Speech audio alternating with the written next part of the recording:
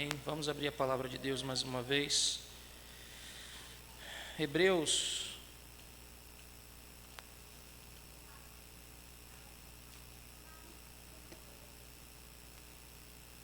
Hebreus no capítulo 12.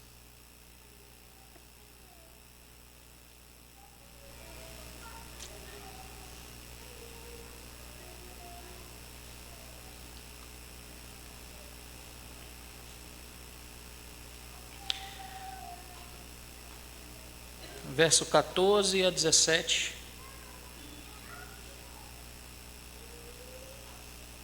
Segui a paz com todos e a santificação, sem a qual ninguém verá o Senhor. Atentando diligentemente, porque ninguém seja faltoso, separando-se da graça de Deus, nem haja alguma raiz de amargura que brotando vos perturbe, por meio dela muitos sejam contaminados, nem haja algum impuro ou profano, como foi Esaú, o qual, por um repasto, vendeu o seu direito de primogenitura.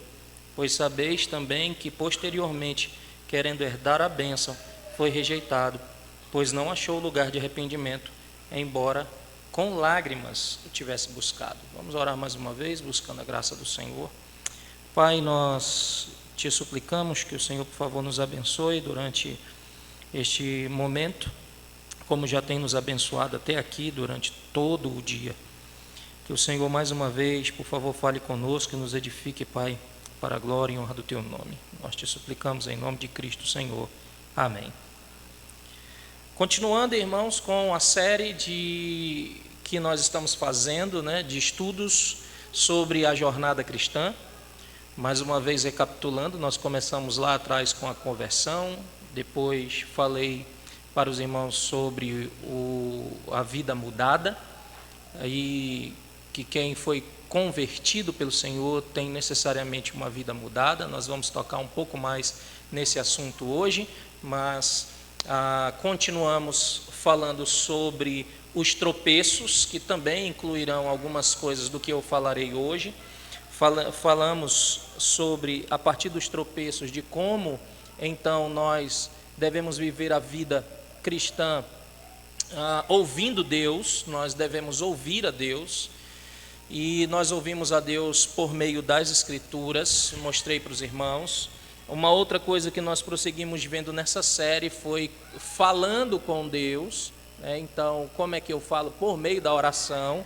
Nós vimos na oração chamada oração do Senhor, e então, aprendendo um pouco mais sobre Deus, nós vimos como Deus é onisciente, onipresente, onipotente, e aí como nós podemos viver à luz dessas coisas. E hoje eu quero falar sobre o tema de andar com Deus, de um relacionamento com Deus. Então você ouve a Deus, você fala com Deus, você conhece mais a Deus e você anda com Deus. Então são todas metáforas, ou são coisas que nós aprendemos nas Escrituras. Este é um tópico que ele tem sido muitas vezes falado, mas às vezes esquecido. Às vezes é falado uma vez, pontualmente, e então se esquece. Mas é realmente importante que ao longo do período destas palestras eu aborde todas estas questões básicas e fundamentais que nós, como crentes, precisamos saber. E uma delas é sobre essas coisas que nós temos visto, que parecem muito básicas, mas nós devemos nos lembrar. Então, em uma linguagem bíblica, cingir os vossos lombos, ou seja, preparem-se, e vamos então falar sobre algumas questões. E a questão que eu quero me conectar hoje, ou falar hoje, é especificamente sobre a santificação. Santificação é um termo teológico muito elegante, por assim dizer, que simplesmente significa que nós estamos separados para Deus. Nós fomos consagrados para Deus, nós estamos separados para Ele. Santificação significa que na nossa caminhada com Deus, nós devemos nos tornar santos como Ele é santo. Ele nos exige isso. Então, quando nós nos tornamos cristãos, nós éramos, de certa forma, bebês em Cristo, mas como bebês devem crescer para a maturidade, nós também devemos caminhar rumo à maturidade. Nós também devemos crescer espiritualmente amadurecer nestes termos, então. E como é que é o crescimento espiritual? Crescimento espiritual significa que à medida que nós andamos dia após dia, diariamente com o Senhor, nós aparecemos cada vez mais com o Senhor Jesus Cristo e cada vez menos com o mundo, com os moldes desse mundo. Então nós parecemos mais com Cristo e menos com as coisas que estão ao nosso redor, o status quo, ou o velho homem. Crescimento espiritual, irmão, significa que a nossa atitude e os nossos comportamentos, eles mudam ou começaram a refletir cada vez mais a atitude e o comportamento de Jesus Cristo, como o nosso Senhor age. As nossas vidas começaram então a mostrar o fruto do Espírito, começaram a revelar isso. Onde não havia amor, agora há amor. Onde não havia alegria, agora começa a haver a alegria, por uma profunda alegria que vai além de qualquer circunstância e também além de qualquer entendimento, muitas vezes enraizada na paz que nós temos em Deus, porque nós fomos reconciliados com Ele. E santificação, então, é o processo de parecer menos com o mundo e mais com o nosso Pai Celestial. Basicamente é isso. Nós devemos, então, avançar, e talvez alguns de vocês já se perguntaram alguma vez, em algum momento na vida, qual é a vontade de Deus para a minha vida? Ou, quem sabe, já se perguntaram o que Deus quer que eu faça? Essa pergunta, ela é mais fácil de responder, ela é muito fácil de responder. A resposta, por exemplo, uma delas está em 1 Tessalonicenses, por favor, capítulo 4, verso de número 3. Veja o que diz as Escrituras, e aqui está explícito: pois esta é a vontade de Deus. Note isso. Qual é a vontade de Deus?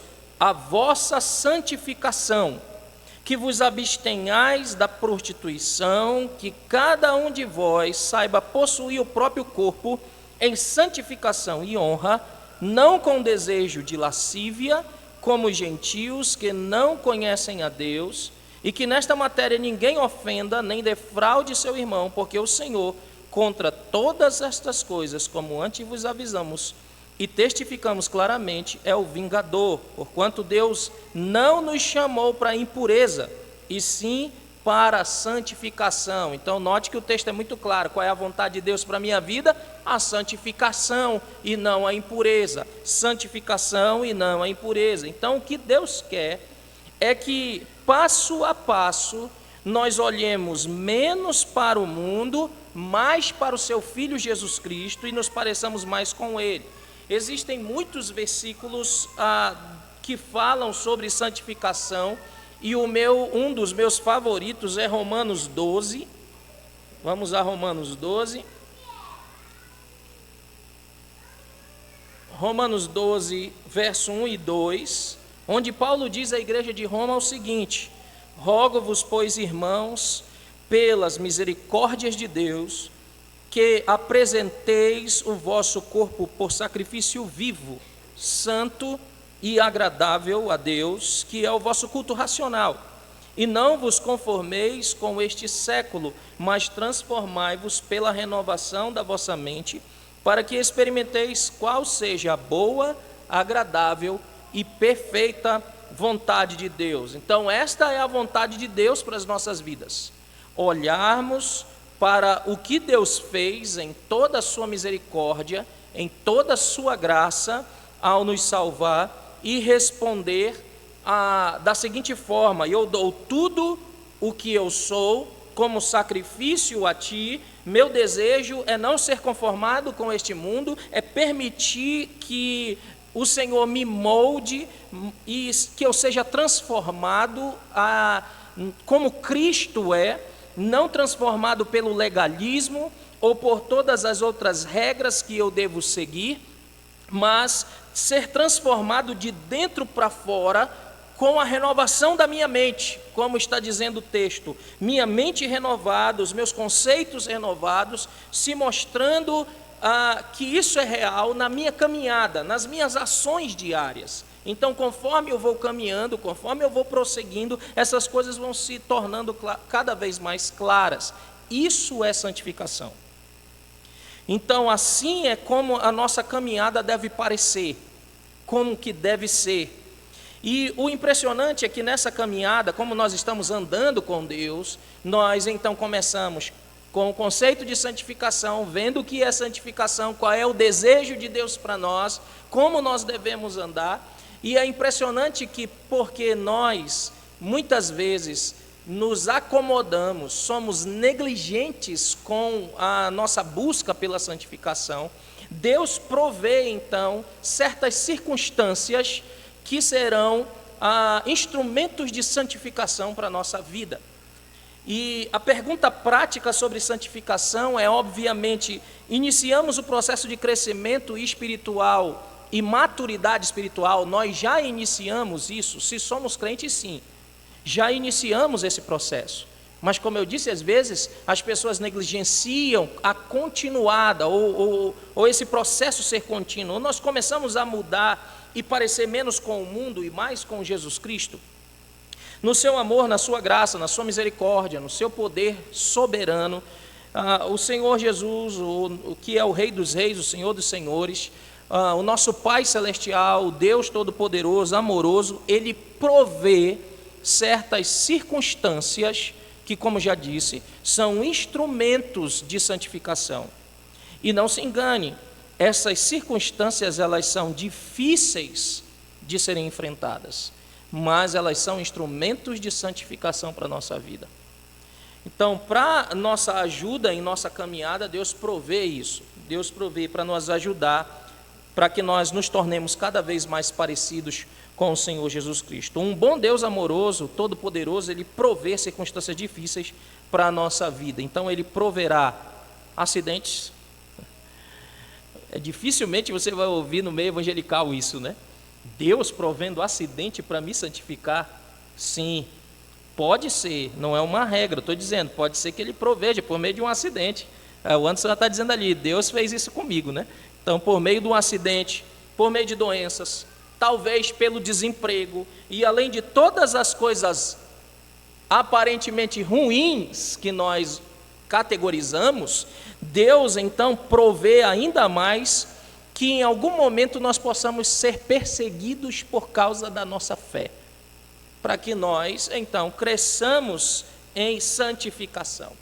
E essa perseguição, ela vai começar muitas vezes dentro da nossa própria família, dentro da nossa própria casa, no meio dos nossos familiares, no meio dos nossos melhores amigos. Então, os nossos familiares, os nossos amigos olharão para nós e muitas vezes dirão: ei, você está agindo diferente, o que há de errado com você? Você acha que você é melhor do que nós? Vamos lá, vamos continuar a fazer o que nós fazíamos antes, vamos viver como nós sempre vivemos, o que nós sempre fazemos. Os nossos familiares, os nossos amigos, muitas vezes não entenderão quando nós dissermos: eu não quero mais fazer isso, eu não vivo mais assim, esta não é mais a minha atitude, esta não é mais a forma como eu vivo, esse não é mais o meu modus vivendi. Então, talvez nós soframos por causa disso, e podemos sofrer isso no seio da família, nós podemos sofrer isso pelos nossos amigos, nós podemos sofrer isso no trabalho, quando você começar a agir de uma maneira justa, né? Às vezes as pessoas vão achar: olha, ele quer ser o melhor, sempre quer ser o melhor. Então, no trabalho, talvez nós sejamos preteridos para alguma promoção, para alguma coisa, simplesmente por causa da nossa fé. Simplesmente por causa da nossa fé, às vezes em alguns negócios que nós deveríamos fazer, aos que são empreendedores, muitas vezes nós devemos deixar de lado, outras vezes pessoas não quererão fazer negócios conosco simplesmente por causa da nossa fé. Então é assim que na visão da Escritura nos é mostrado. Talvez os nossos amigos e até mesmo os nossos familiares, eles irão nos ostracizar, ou seja, nos banir, nos deixar de lado porque acham que nós pensamos que somos melhores do que eles. Já ouviu alguém dizer, olha lá, só quer ser santo, né? Eu já ouvi algumas vezes assim, só quer ser santo, quer ser melhor do que nós. Então, geralmente é assim, quando as pessoas olham, porque luz ilumina as trevas, e se chega luz onde há trevas, as coisas que estavam ocultas aparecem, são reveladas, e muitas vezes você não precisa falar absolutamente nada, só agir de uma maneira como a Escritura está dizendo, e as coisas já começam a se opor a isso, por causa da justiça. Então, circunstâncias difíceis entrarão em nossas vidas, e nós sabemos disso porque isso chega para a vida de qualquer cristão. E às vezes, quando nós estamos em meio a estas situações, nós tendemos a ter algumas atitudes. Primeira delas, a gente começa a se perguntar, mas Senhor, o que foi que eu fiz de errado? Então nós seremos tentados a dizer, o que eu fiz de errado? Certamente eu fiz algo de errado para essas coisas difíceis acontecerem comigo. Porque é natural que muitas vezes, ou nós ou os outros pensem assim. Vocês se lembram dos amigos de Jó? Nós estamos lendo Jó às quintas-feiras. Então, os amigos de Jó fizeram isso. Então, a resposta da Escritura é: provavelmente você fez algo de certo. Se você está vivendo piedosamente, provavelmente você está fazendo algo de certo, e por isso essas coisas estão te sobrevindo, e por isso essas circunstâncias difíceis estão adentrando na tua vida. Veja o que Paulo diz ao seu pupilo, ao seu discípulo Timóteo, na segunda epístola a Timóteo, capítulo 3, verso de número 12.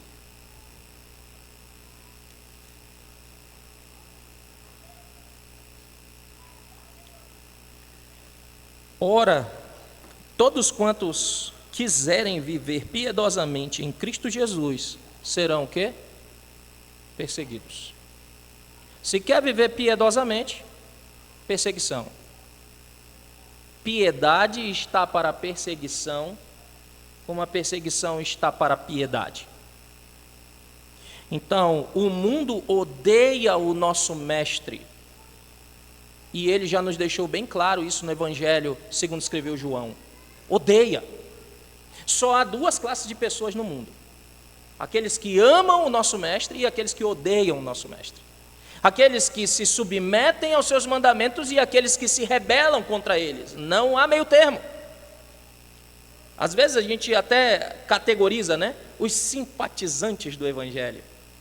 Mas se não são submetidos às leis do Senhor, eles não são amigos de Deus, são inimigos. A Escritura não coloca meio termo.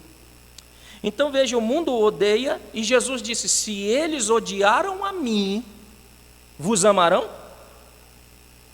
Foi isso que o Senhor disse? Se eles odiaram a mim, vocês que são meus discípulos serão amados, serão aplaudidos, abraçados, aceitos.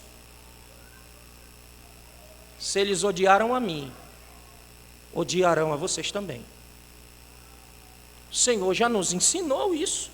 Portanto, quando essas coisas difíceis começarem a acontecer nas nossas vidas, ou na tua vida, seja simplesmente porque nós somos seres humanos vivendo em um mundo caído, ou porque nós somos cristãos, e a nossa tendência será: eu fiz algo errado, a resposta pode ser não. Por que eu coloquei pode ser? Porque pode ser que você tenha feito besteira mesmo, e agora está colhendo o fruto daquilo que você fez. Mas vamos colocar o mundo ideal de que você não fez besteira e está seguindo as coisas certas, e é por isso então que essas coisas estão começando a vir na tua vida. Então a resposta provavelmente é algo que Deus trouxe para corrigir alguma coisa em ti, ou seja, para santificar a tua vida. E é por isso que ela está vindo, mesmo você fazendo coisa certa. Então Deus está santificando a tua vida, as coisas são como são para você, as coisas estão assim para você. Se você é um cristão piedoso, é exatamente porque Deus está trabalhando na tua vida por meio das circunstâncias. É por isso que quando um cristão piedoso consegue entender isso, assente isso no seu coração, ele consegue falar como o apóstolo Paulo. O apóstolo Paulo diz: pelo que eu me regozijarei na perseguição, nas calúnias. Como é que alguém consegue se regozijar nessas coisas? Alguém só consegue se regozijar nessas coisas quando ele entende que todas as coisas contribuem para o bem daqueles que são chamados segundo o propósito de Deus. Para o bem daqueles que amam a Deus. Então a resposta provavelmente é que Deus está querendo corrigir algo nas nossas vidas e assim, em sua soberania e controle e bondade e sabedoria, Ele então vai providenciar essas circunstâncias que são difíceis para nós, em nossas vidas, para nós podermos crescer, maturar em santificação, no nosso relacionamento com Ele. Então nós fazemos o quê? Nós, como cristãos, crescemos em tempos difíceis. Não somos dos que retrocedem, como diz Hebreus. Nós crescemos em tempos difíceis. E isso várias vezes na Escritura é mostrado, irmão. Quer ver um exemplo disso? Você se lembra no capítulo 1 de Êxodo, como começa o Êxodo? Começa com um povo pequeno que está sendo favorecido por um faraó. De repente esse faraó morre. Então sobe um outro faraó que não conhece José, não conhece Jacó, não conhece os judeus e começa a fazer o quê? Perseguir o povo de Deus. E ele começa então a afligir o povo de Deus. E o que é dito em Êxodo? Quanto mais os afligia, mais eles cresciam. Quanto mais os afligia, mais cresciam. Tertuliano chegou a dizer, um dos pais da igreja, ele disse que a semente do evangelho, ou do crescimento, era o sangue dos mártires. Então, cada vez que um mártir era posto na fogueira, era decapitado, era queimado, mais a igreja crescia. Você vê isso em Atos dos Apóstolos. Quanto mais se perseguia a igreja, mais a igreja crescia. Mas diz a Escritura, Deus era com eles, o Espírito Santo dava crescimento e tudo. Mas quando a igreja está andando de mãos dadas com os inimigos de Deus, a igreja definha. A igreja, apesar de parecer que está grande, ela está inchada. Ela não está crescendo, ela não está avançando, ela não está maturando. Ela está deformada. Vou falar isso um pouco mais lá para frente.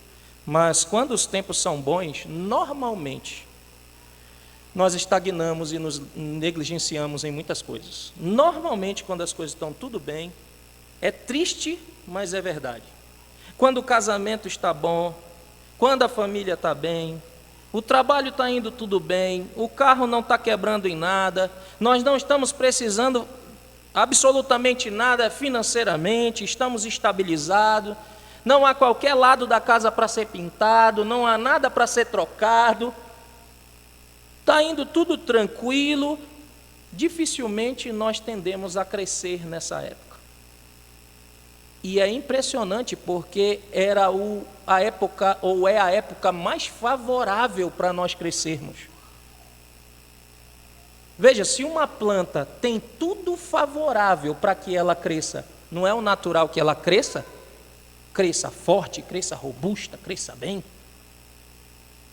Mas é impressionante, uma vez eu lendo, não lembro agora qual o livro, mas eu vi uma ilustração de um pastor dando uma ilustração para ilustrar como nós, muitas vezes, quando temos coisas favoráveis para nós tendemos a negligenciar as coisas e achar que está tudo bem, então a gente acaba não crescendo.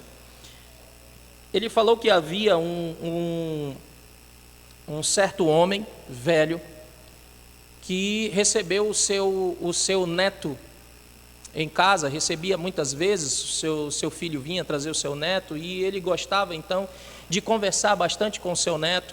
E uma vez ele deu dois potes, 2 vasos de planta para esse neto. E então ele falou para esse neto dizendo o seguinte: vamos fazer um experimento, vamos colocar uma planta dentro de casa e vamos colocar a outra lá no jardim, lá fora. E então eles fizeram isso, colocaram uma dentro de casa e a outra no jardim. E passou-se anos e anos e anos, e esse neto então ficou adulto. E tempos depois o avô chegou com ele e lembrou novamente: você se lembra das 2 plantas? E ele disse: lembro. Olhe pela janela, o que você vê? E ele disse: eu vejo uma planta alta, uma árvore alta, forte. Uma planta que sobreviveu ao inverno, sobreviveu às nevascas, está forte. Agora olhe para dentro de casa e procure a planta que estava aqui dentro. A planta, apesar de ter crescido, ela estava com uma aparência raquítica. Ela não havia desenvolvido, porque na verdade dentro de casa ela foi limitada a crescer. E então ele ensinou ao neto dele: não fuja das intempéries da vida, não negligencie as circunstâncias ruins, porque aquela árvore lá fora só está grande e forte porque ela enfrentou, ela se adaptou a todas estas coisas difíceis. Deus, em sua providência, traz exatamente essas circunstâncias difíceis para nos santificar. E essas circunstâncias vai ser no seu casamento, vai ser dentre os seus familiares, vai ser de repente entre você e o seu filho, entre você e seus irmãos, não sei. Há N possibilidades de Deus trazer circunstâncias para nos santificar. Então, quando os tempos estão difíceis, dor, desafio, todas essas coisas chegam, é quando nós tendemos a crescer. E eu estou falando tendência, tá? Para não ser taxativo de dizer que só nessa época nós crescemos. Estou dizendo que muito mais nessas épocas nós crescemos do que em tempos de bonança. Há pessoas que crescem em tempo de bonança? Com certeza, mas não é a regra. Não é a regra, é a exceção. E o que acontece? Quando nós estamos em tempos difíceis, ocorrem todos os tipos de coisas difíceis que estão acontecendo na nossa vida, que talvez para alguns não conseguem nem enumerar. Uma das coisas que pode estar acontecendo quando circunstâncias difíceis surgem é que o que Deus está fazendo é testando se a tua fé é genuína, se ela é firme, se ela é forte. Agora, claro, Deus sabe se a nossa fé é real ou não. Já disse isso aqui algumas vezes. Deus sabe disso, mas o que Ele quer fazer é que nós saibamos dessa fé. Porque o que é a fé? O que é a fé segundo as Escrituras? É o quê? É um dom. É também isso, mas especificamente é um dom, é dado por Deus. E muitas vezes, quando nós temos isso dado por Deus, nós não nos tornamos cônscios completamente do que é isso. E Deus traz então essas circunstâncias para revelar a nós mesmos como está o crescimento da nossa fé. Entende? Eu te levei para o deserto, eu te deixei ter fome, eu te deixei ter sede, para ver se tu guardarias ou não os meus mandamentos, para provar o que estava dentro do teu coração. Mais uma vez, Deus não sabia? Claro que Deus sabia, mas Deus queria mostrar para Israel que muitos dentro do povo não tinham fé genuína. E o fogo queima a palha, mas limpa o metal, limpa o ouro, limpa a prata, faz brilhar pedras preciosas. O fogo faz isso. Então veja, aqueles de nós que passam por essas circunstâncias devem saber isso. Deus está testando quão genuína é a nossa fé. E Ele sabe se ela é real ou não, mas Ele está nos mostrando se a nossa fé está firmada em Jesus Cristo, se é sólida, se está firmada sobre a rocha. Então, no meio dessas circunstâncias difíceis, Deus quer que nós estejamos não apenas confiantes, mas que a nossa fé seja refinada, que a nossa fé seja cada vez mais pura, por assim dizer, maturada. Veja, em 1 de Pedro, capítulo 1,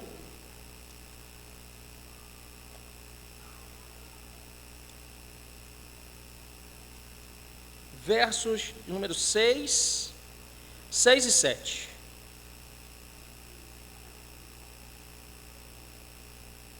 Nisto exultai, embora no presente, por breve tempo, se necessário, sejais contristados. Pelo quê? Por várias provações, para que, uma vez confirmado o valor da vossa fé, muito mais preciosa do que ouro perecível, mesmo apurado no fogo, redunde em louvor, glória e honra na revelação de Jesus Cristo. A Escritura já mostra essas coisas. Isso é parte do que está acontecendo quando há tempos difíceis que entram, invadem a nossa vida. Nós estamos sendo purificados, nós estamos sendo refinados, nós estamos sendo aperfeiçoados para podermos saber com certeza sobre o valor da nossa fé.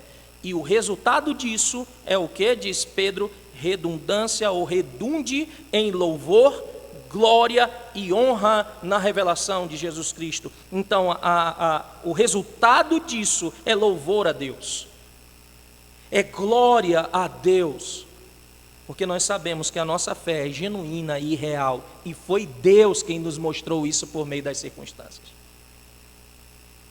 Então, entenda isso.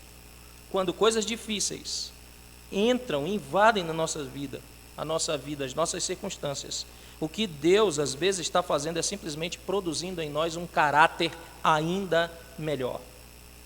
Então Deus está produzindo um caráter cristão em nós, por meio dessas provações. Por exemplo, Romanos capítulo 5.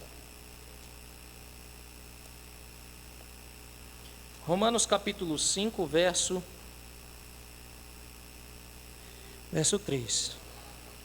Paulo diz o seguinte: e não somente isto, mas também nos gloriamos nas próprias tribulações, sabendo que a tribulação vai produzir o quê?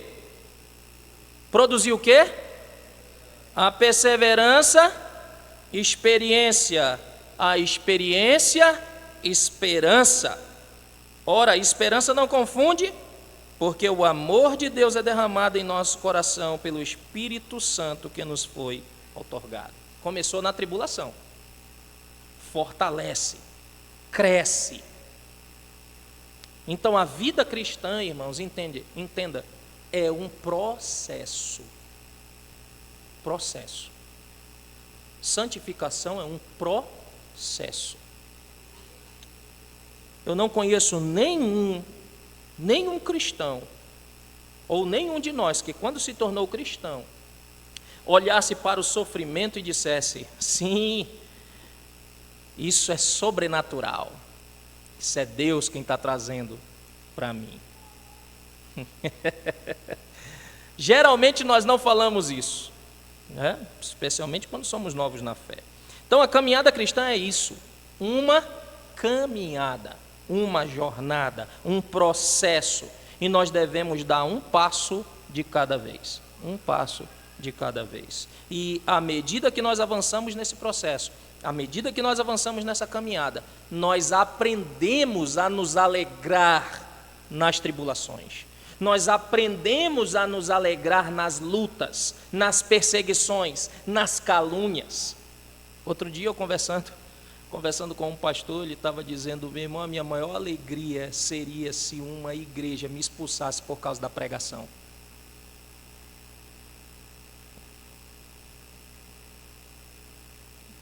É alegria e tristeza, né? Mas infelizmente há igrejas que fazem isso. Está pregando fielmente e não querem ouvir. E então vão fazer o quê? Vai embora. E aí o que o Senhor Jesus diz nas bem-aventuranças? Bem-aventurados sois vós, quando por causa do meu nome vos injuriarem, mentirem, disserem todo mal contra vós, vos perseguirem. O que ele disse para fazer? Vocês se lembram, irmãos?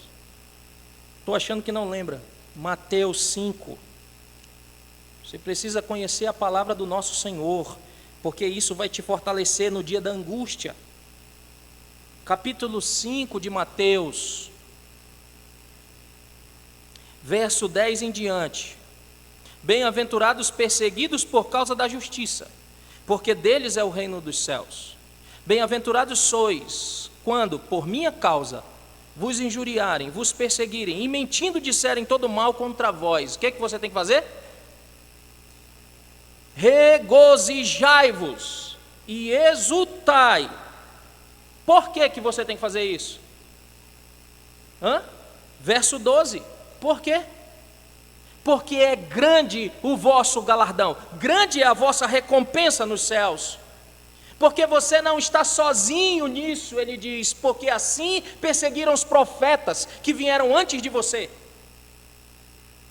Você não está sozinho nisso, perseguiram os profetas que vieram antes de você. Haviam irmãos, havia igrejas que achavam que era assim. Volte lá para 1 de Pedro.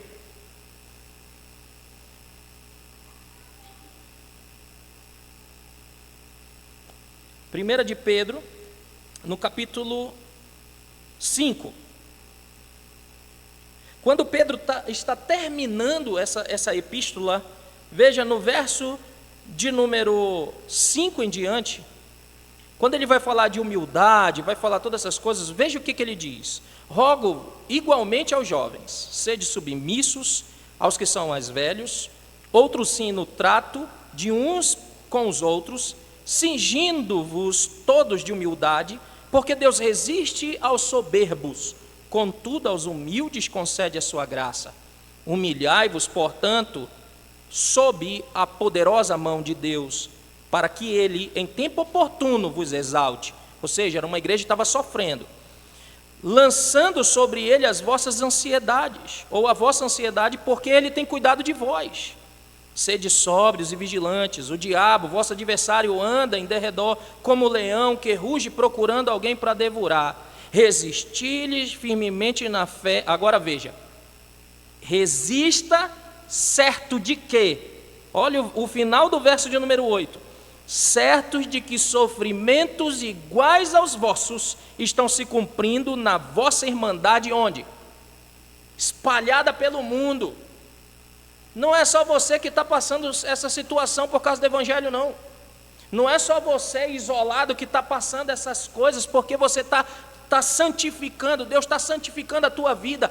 Todo o povo de Deus está passando por isso, espalhado por todo mundo. Aí às vezes a gente dá uma de vítima, vitimizando, mimimi, é só eu, ninguém me entende, ninguém é por mim, ninguém é isso. E a Escritura está sempre dizendo, todo mundo está debaixo da mesma situação, irmão. Se você é filho de Deus, você está passando pelo fogo da provação para ser purificado. E aí, porque eu estou passando isso, e porque eu sei que você está passando isso, o que a Escritura diz? Ajude a carregar a cruz uns dos outros, orem uns pelos outros, chora com o que chora, se alegra com aqueles que estão alegres. Entende como é a situação? Não nos alegramos nos nossos sofrimentos porque nós somos masoquistas, porque nós gostamos do sofrimento, mas porque nós aprendemos a nos alegrar nos nossos sofrimentos, porque nós sabemos que Deus está produzindo em nós, por meio deles, perseverança, caráter, esperança. É por isso que nós devemos nos alegrar. E é assim que isso deve ser, e é assim que isso acontece. Meus outros versículos ótimos a respeito dessas coisas estão em Tiago. Volte aí, Tiago. Tiago, no capítulo 1, verso 2 até o 4. Ele começa já a epístola falando sobre os benefícios das provações. Meus irmãos, tende por motivo de toda alegria. Olha só, o que é que nós ouvimos na bem-aventurança? Regozija, exulta. O que é que nós ouvimos da boca de Paulo? Pelo que eu me alegrarei nas tribulações. O que é que nós ouvimos de Pedro? Se alegrem, porque Deus está trazendo isso. Agora nós estamos ouvindo pela pena de Tiago. Meus irmãos, tende por motivo de toda alegria o passar por várias provações, sabendo que a provação da vossa fé, uma vez confirmada, produz o quê? Perseverança. Ora, a perseverança deve ter ação completa para que sejais perfeitos e íntegros e em nada deficientes. Abrace a circunstância que Deus está trazendo sobre ti para santificar a tua vida. Entenda, procure entender o que Deus está querendo te ensinar no meio de tudo isso. O que Ele está querendo arrancar do caráter que ainda não foi purificado. E Ele está trazendo essas circunstâncias para isso. Então a vontade de Deus para a sua vida e para a minha não é evitar as dores que são inescapáveis e chegam até nós. Não é evitar circunstâncias ruins. Você nunca mais vai passar por circunstâncias ruins. E eu acho que de tanto falar isso, tiraram da placa: pare de sofrer. Que havia uma aí que colocava: pare de sofrer. Vocês já viram, né? Ou não? Nunca viram? Uma placa? Igreja Universal do Reino de Deus, embaixo: pare de sofrer. Agora... Pare de sofrer. Como? Quando? Onde? Que no reino de Deus você vai parar de sofrer? Não tem como. Pelo contrário, agora que a brincadeira começa. A irmã Aline está falando aqui, o senhor fala isso, mas eu estou... né? Mas se regozija nessas coisas. Se regozije. Então, no seu controle soberano de todas as coisas, no seu amor, na sua compaixão, é Deus quem está trazendo essas circunstâncias para os seus servos. Está difícil? Ninguém disse que não estaria. Entende? É fácil? Ninguém disse que será. Mas é impossível? Aí ele disse: se veio a tentação, se veio a provação, ele também deu o quê? Então pronto. Ele também deu o escape. Porque vocês não vão ser provados, não vão ser tentados acima do que vocês podem suportar. Diz a Escritura que Deus conhece a nossa estrutura. Sabe que nós somos pó. Então não me venha quando não aguento mais. Ou eu não consegui resistir.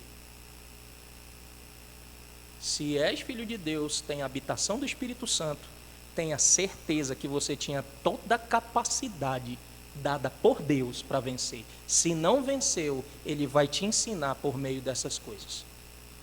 Se és filho, vai para a disciplina. Meus filhos, toda vez que eu os ensino, deixo claro, e eles não obedecem, eles já sabem. Disciplina. Não é assim entre nós? Seria diferente com Deus? Disciplina. Então, no seu controle soberano, Deus faz isso. Deus nos chama para responder positivamente a essas circunstâncias difíceis. O problema é que a gente, em vez de avançar, vai recuando. Avança. Deus não quer que você mude nisso? Muda. Deus não quer que você avance nisso? Avança. Porque senão vai continuar aí. Infelizmente, na nossa época não tem isso, mas eu lembro que na minha época, se eu não alcançasse uma nota adequada em um teste, repetição. Volta de novo, e volta de novo, e volta de novo. E enquanto não sair de lá, enquanto você não tirar a nota adequada para isso, você continua lá. E será que essa é a sua situação? Está quantos anos na mesma situação, porque ainda não ouviu aquilo que Deus disse para você fazer? Deus está trazendo essa circunstância, Deus mudou a circunstância, apontou para o outro rumo para te mostrar uma coisa, mas ainda assim você permanece cego sem saber o que Ele está querendo te ensinar. Aí paciência, irmão. Cresça, amadureça. É assim que a nossa fé é testada, é assim que é provada, e é assim que nós podemos saber que ela é genuína, que ela é pura. É assim que nós nos tornamos como Jesus. É interessante, quando eu acho espetacular, todas as vezes eu fico impactado quando eu leio novamente Hebreus dizendo que Cristo aprendeu a obedecer por aquilo que Ele sofreu. Eu fico pensando na minha mente como é isso. Aprendeu a obedecer por todas as coisas que padeceu. E é assim que a realidade para nós é do mesmo jeito. Só há duas posições que eu posso tomar quando Deus manda a prova para santificar a minha vida. Ou me rebelo contra isso, ou eu me submeto. Não tem outra alternativa. Entende? Então, muitos aqui talvez não saibam que eu e Neide, nós perdemos um dos nossos filhos. E foi aí pela primeira vez que esses versos não fizeram sentido para mim. Alegrai-vos em várias provações. Foi a primeira vez que esses versos não tiveram sentido algum, e eu não sei como eu passei por esse processo. Mas uma coisa eu sei, eu não sou mais o mesmo de 18 anos atrás, quando isso ocorreu. Neide não é mais a mesma de 18 anos atrás, quando isso ocorreu. E não somos mais o mesmo, desde que estamos, ou iniciamos, a nossa caminhada cristã. E eu espero que isso também seja uma verdade para você. Que desde que você iniciou, você não é mais o mesmo.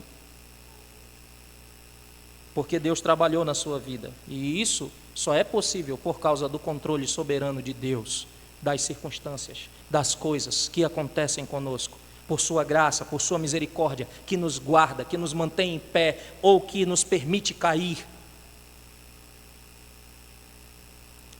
Deus proveu circunstâncias difíceis na minha vida. Muito difíceis na minha vida.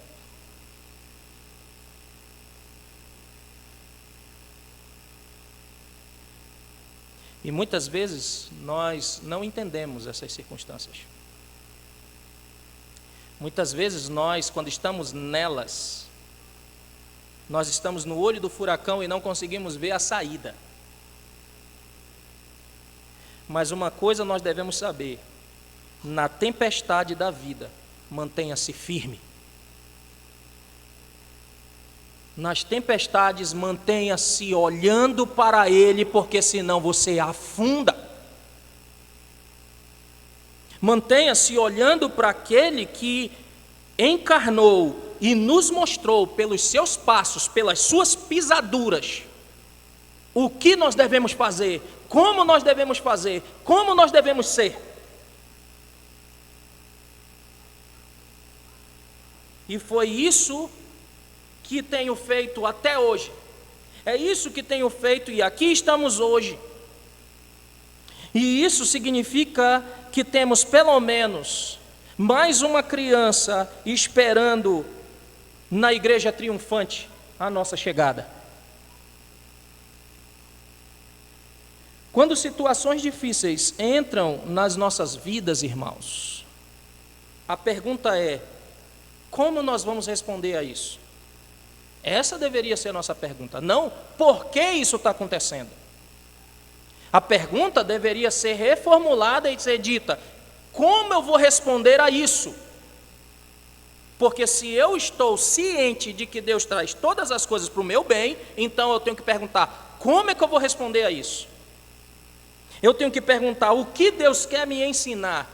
Esperançosamente, eu vou me manter firme por tudo que Deus é. Ele é sábio, Ele é poderoso, Ele é justo, Ele é bom, e Ele não deixará que nada me ocorra que seja para o meu mal, para a minha destruição. Se eu confio nisso, então eu tenho que saber como é que eu vou responder a isso. E muitas vezes a resposta de muitos é fragmentar a sua vida. Fragmentam a sua vida, fazem da sua vida compartimentos. Muitos são tentados a fugir e se esconder. Buscar alternativas, buscar refúgio em outro lugar. Buscar refúgios em outros caminhos. Buscar respostas que não são as respostas de Deus. Então nós seremos tentados a fazer qualquer coisa que nós possamos para nos afastar da dor e fazer com que a dor desapareça e pare. Isso não é real para o nosso corpo. Tem pessoas que não conseguem sentir uma dorzinha aqui, já está no analgésico. Não é não? Então não estou dizendo que você... É claro que muitas vezes, dependendo da dor, você precisa tomar mesmo. Eu estou dizendo da constância, que a pessoa muitas vezes não consegue sentir um pouquinho de dor.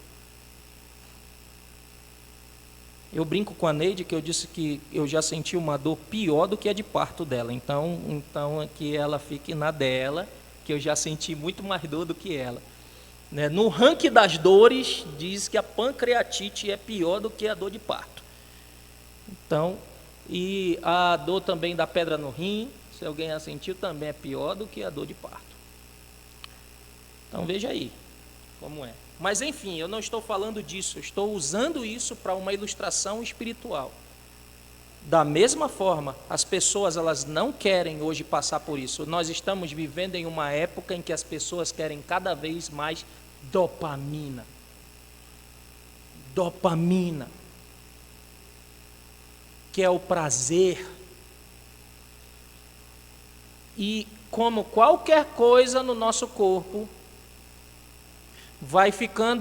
cada vez que você vai dando, isso vai ficando, se é aqui o nível, você vai alimentando, tem uma hora que nesse nível você está insensível, não consegue mais se satisfazer nesse nível, você vai ter que subir. E vai subindo, e vai subindo, e vai subindo. É assim que acontece com a insulina. Você sabia? Insulina. Você vai dando cada vez mais pico para a insulina e essas coisas vão acontecendo. Então, estou trazendo coisas naturais para mostrar para você realidades espirituais. Aí eu espero que você não seja como Nicodemos. Se eu não posso falar das coisas naturais, como falarei das coisas espirituais ou celestiais, né? Então veja, é da mesma forma espiritualmente. Às vezes nós tendemos a fugir, a fugas. E aí o que acontece? Uma das maneiras que nós seremos tentados a evitar a dor, a fugir daquilo que Deus está trazendo para nos santificar, é fragmentar as nossas vidas. E eu posso dizer isso porque é verdade para todos os cristãos, inclusive para mim. Nós somos tentados a isso. Nós estamos sendo tentados a dividir as nossas vidas em seções. em sessões e dizer: Deus, eu não vou te dar tudo de mim. Então nós fechamos as portas de certos cômodos nas nossas vidas e nós dizemos: eu te darei parte da minha vida, mas eu não vou te dar essa outra parte aqui porque é muito dolorosa. Agir dessa maneira aí não é comigo. Se o Senhor está dizendo para agir assim, para mim não dá. Mas eu continuo a ser teu servo. Nesse quesito, para mim não dá. E aí vai compartimentando, vai fragmentando. Então, frequentemente nós pensamos que a vida é como uma coxa de retalho, como um cobertor que é todo retalhado, um cobertor feito de muitos pedaços, de muitos quadrados. E aí nós dizemos: ok, Deus, esses quadrados eles são teus, o 1, o 2 e o 3 são teus, o resto nenhum o Senhor pode tomar de conta. Claro, irmãos, eu estou usando uma hipérbole, você não fala isso com os seus lábios, ou talvez nem pense com a sua mente, mas as suas atitudes dizem isso. Então, você começa a compartimentar essas coisas porque, na verdade, você não quer mexer em algumas outras. Você não quer mexer em alguma coisa que precisa ser tratada, e aí você vai cada vez colocando para debaixo do tapete e apresenta só uma coisa que você quer que seja apresentável. E então, quando você faz isso, você está dizendo: eu não confio em ti, eu não acho que tu tens o melhor em mente para mim, eu acho que eu sei qual é o melhor para mim, eu sei quais são as áreas da minha vida que tu podes tomar conta e as que tu não pode.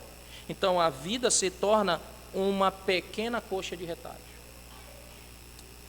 E aí, para aqueles de vocês que são, quem sabe, novos cristãos ou estão chegando agora na fé, isso pode parecer um pouco difícil de ouvir, e eu não quero ser um profeta de desgraças, mas vocês precisam entender que esses são os desafios que estão lhe aguardando.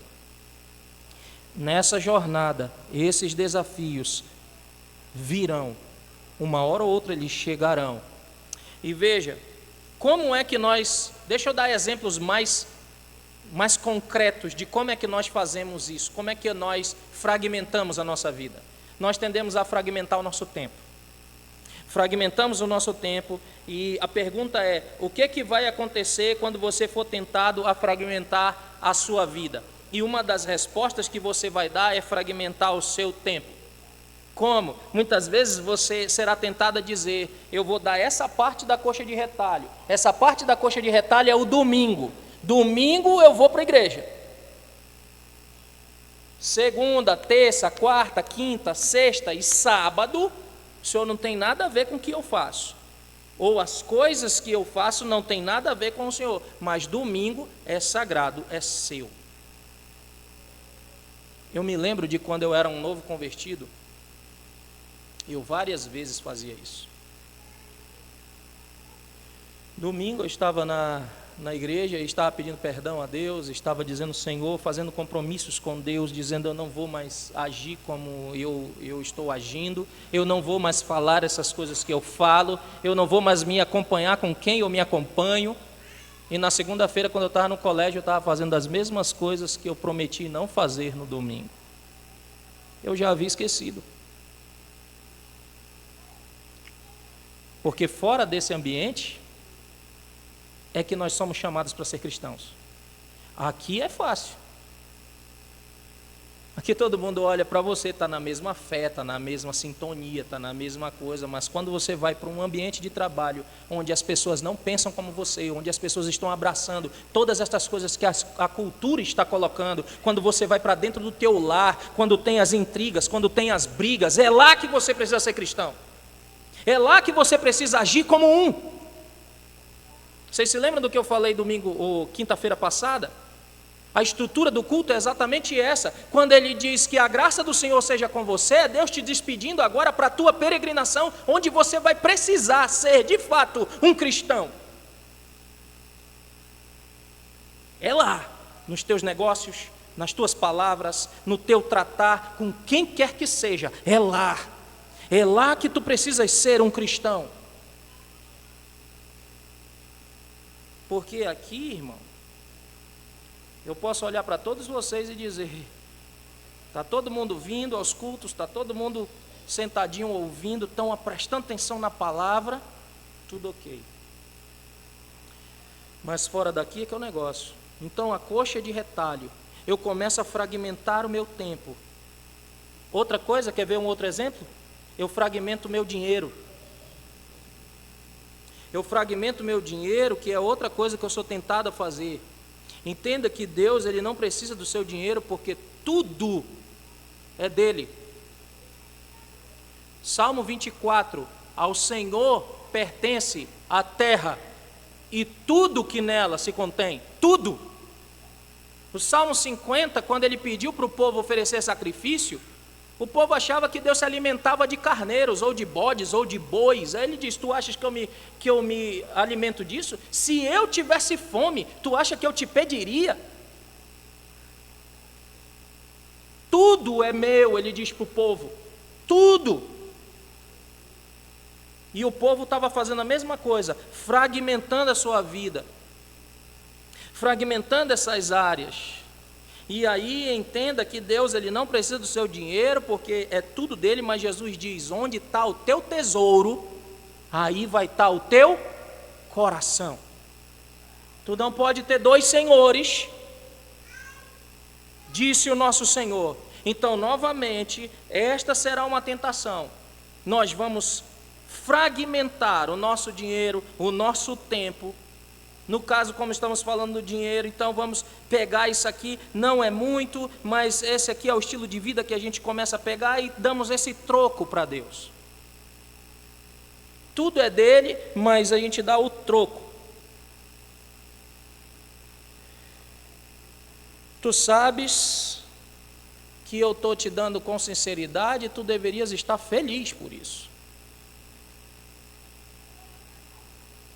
Então, depois do troco, nós mantemos o resto e gastamos como bem entendemos. E achamos, já demos para o Senhor, essa aqui é minha. E, irmãos, se você ainda não entendeu, você precisa entender que você é mordomo do Senhor. Ele te deu o tempo, Ele te deu o dinheiro. Você é mordomo de Deus com o tempo que Ele te deu. Você é mordomo de Deus com o dinheiro que Ele te dá. Você é mordomo de Deus com a família que Ele te deu. Você é mordomo de Deus com os filhos que Ele te deu. Você é mordomo de Deus com tudo que Deus te deu. E todas estas coisas você vai prestar contas a Ele. Se você não sabia disso, ou se você estava esquecido disso, por favor, traga isso à mente. Porque isso muda a perspectiva de como nós usamos o nosso tempo, de como nós usamos o nosso dinheiro, de como nós tratamos com as pessoas. Porque a vida da qual Deus vai te pedir contas não é parte de uma coxa de retalho, é de toda a tua vida. Nós temos visto aqui nos domingos Malaquias. No último domingo nós vimos como Deus pedirá conta das nossas palavras.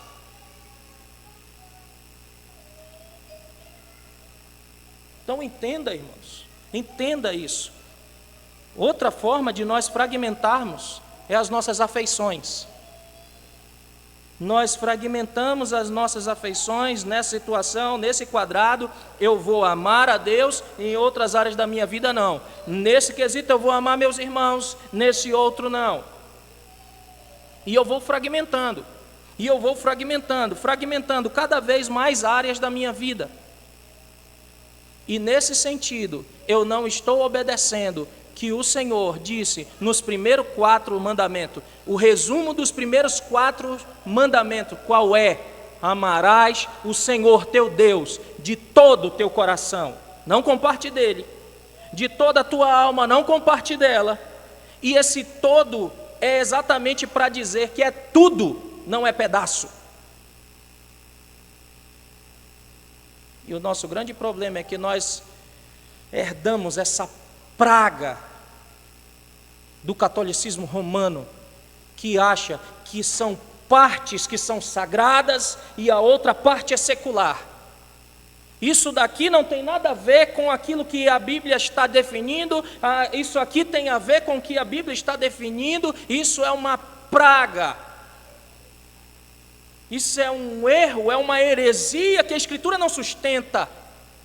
O homem foi feito um ser completo, religioso, para viver para Deus, em todas as áreas da sua vida, em todos os aspectos da sua vida. Todos. E enquanto você não aprende a viver assim, é por isso que você vai penando e penando, cada vez mais, está fazendo a prova. Não tira a nota adequada, faz de novo. Agora, nisso também há um grande perigo. Porque, veja, eu gostaria de poder simplesmente dar tudo de mim para Deus, mas nem sempre é assim. Eu gostaria de não fechar as portas de certos cômodos do meu coração. Eu gostaria de que a natureza da realidade fosse outra. Deus, em seu amor e sabedoria, viu que esta era a melhor maneira de fazer as coisas, e Ele está certo e eu estou errado. Então, todas as vezes, Deus está certo e eu estou errado. E essa é uma premissa. Seja Deus sempre certo e todo homem mentiroso. É assim que Deus nos chamou a crescer à semelhança de Cristo. Em circunstâncias difíceis, em tempos desafiadores, nós devemos abrir todas as portas, todos os cômodos da nossa vida e jogar fora a coxa de retalhos, na qual nós estamos apegados. Ter um único quadrado, grande e imenso em nossas vidas, não um pedacinho deles, entregando ao Senhor. E lembre-se de que você está em uma caminhada, é um processo. É algo que você deve fazer, ou que nós fazemos passo a passo. Ninguém cresce aos pulos.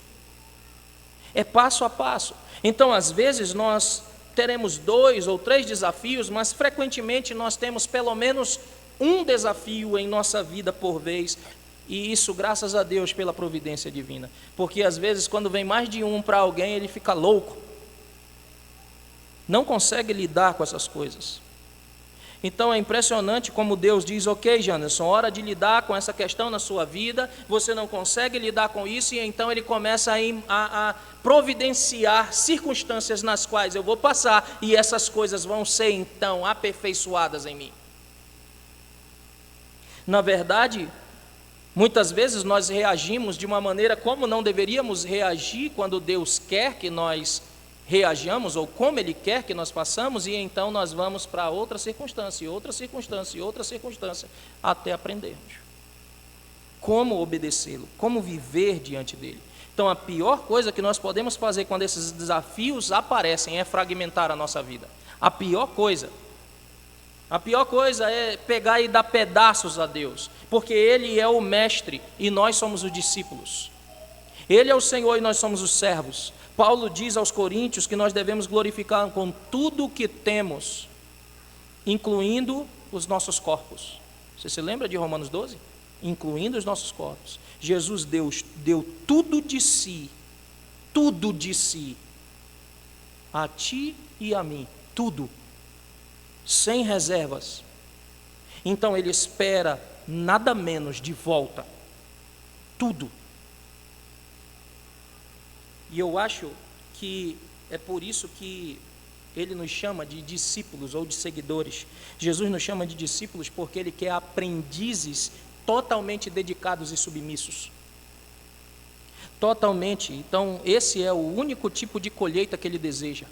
O único tipo de resposta que Ele deseja. Na parábola dos 4 tipos de solo, o único que é aceitável para o agricultor é aquele que produz plena colheita.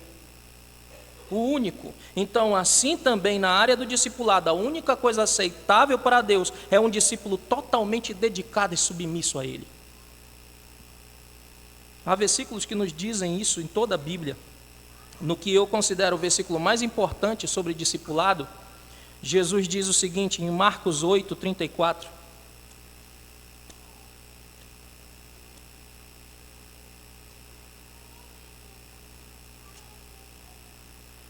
Marcos 8,34 diz: então, convocando a multidão, e juntamente os seus discípulos, disse-lhes: se alguém quer vir após mim, a si mesmo se negue, tome a sua cruz e siga-me. Se alguém quiser vir após mim, se alguém quiser ser meu seguidor, se alguém quiser ser meu discípulo, cristão, então negue-se a si mesmo, tome a sua cruz e siga-me. Se queremos ser discípulos, seguidores de Jesus, então nós devemos negar a todas as nossas vontades pecaminosas. Todas.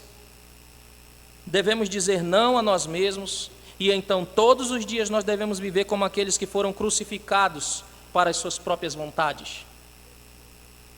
Hoje eu estava ensinando para as crianças aqui cedo o grande problema do homem desde o início é que ele não quer se submeter.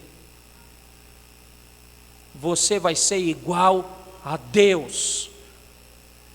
Ele não queria aprender de Deus, ele não queria depender de Deus, ele não queria se submeter a Deus, ele queria ser igual a Deus. E desde então, o grande problema do homem é submissão. Submissão. E se do homem é esse, quanto mais das mulheres. Jesus diz, Lucas 14:33, já terminamos. Portanto, qualquer um de vocês que não renunciar a tudo que tem, não pode ser meu discípulo. Paulo diz em Gálatas 2:20, eu estou crucificado com Cristo. Agora não vivo mais eu, Cristo vive em mim. Veja, ele não diz eu fui ferido, ele não diz eu fui fragmentado, ou eu fui, de certa forma, um pouco mutilado. Eu fui crucificado com Cristo e eu morri. Eu estou crucificado com Cristo e já não sou eu quem vive, mas Cristo vive em mim. Então, se nós nos fragmentarmos, então você me pergunta, pastor, e se nós nos fragmentarmos? Se isso acontecer, se você continuar se fragmentando e não entregando áreas da sua vida para Deus, isso vai minar o teu relacionamento com o Senhor. Veja, vai minar o teu relacionamento com o Senhor, mesmo você sendo um cristão, vai minar o teu relacionamento com Deus. E vai chegar uma hora, se você insistir nisso, a certeza da tua salvação vai começar a ser perdida se você tem. Eu disse certeza, eu não disse a salvação. Entenda.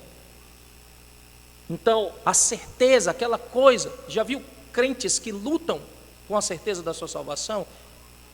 Olhe para como você está respondendo para aquilo que Deus está mandando você fazer. Porque a tua consciência pode estar tão afetada, tão golpeada, que você não consegue mais ter essa plena certeza, isso não brilha mais para você, apesar de você ser um salvo. Lembra da fé? Por que as circunstâncias estão vindo? É para que Deus saiba? É para que você saiba o valor da sua fé, para que você saiba a genuinidade da tua fé, quão ela é verdadeira. Então, se você continua nisso, pense. Agora, pense também na suficiência da cruz. Não há pecado tão grande que Cristo não possa perdoar. Não há. Se confessarmos os nossos pecados, Ele é fiel e justo para perdoar os nossos pecados e nos purificar de toda injustiça. Agora, Ele dá graça aos humildes, mas resiste aos soberbos. Os soberbos, Deus tem como seu inimigo.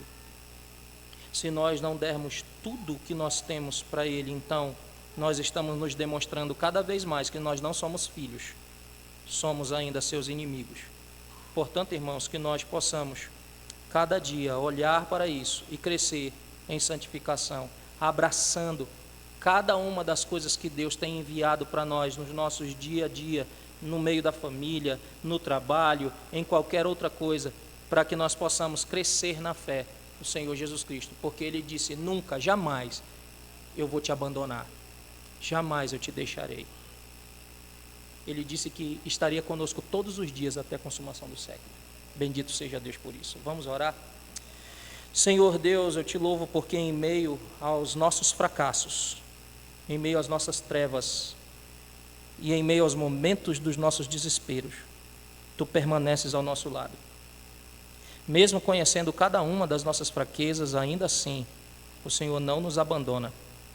Obrigado por Tua paciência, por nos levantar quando nós caímos, quando tropeçamos, por nos guiar por Teu amor. Tu prometeste estar conosco até o fim e nós confiamos em Tua fidelidade. Mesmo quando a nossa fé é enfraquecida e nós sentimos que não há saída, que nós possamos confiar que a Tua poderosa mão há de nos sustentar. Ensina-nos a descansar nas Tuas promessas e a confiar na Tua obra, na obra do Teu Filho, que começou também em mim e há de ser concluída. Que a Tua presença seja a minha segurança e que o Teu amor paciente me guie, nos guie a cada passo, mesmo nas horas mais escuras. Nós Te agradecemos por nunca, jamais nos deixar. É no nome de Cristo que nós oramos. Amém.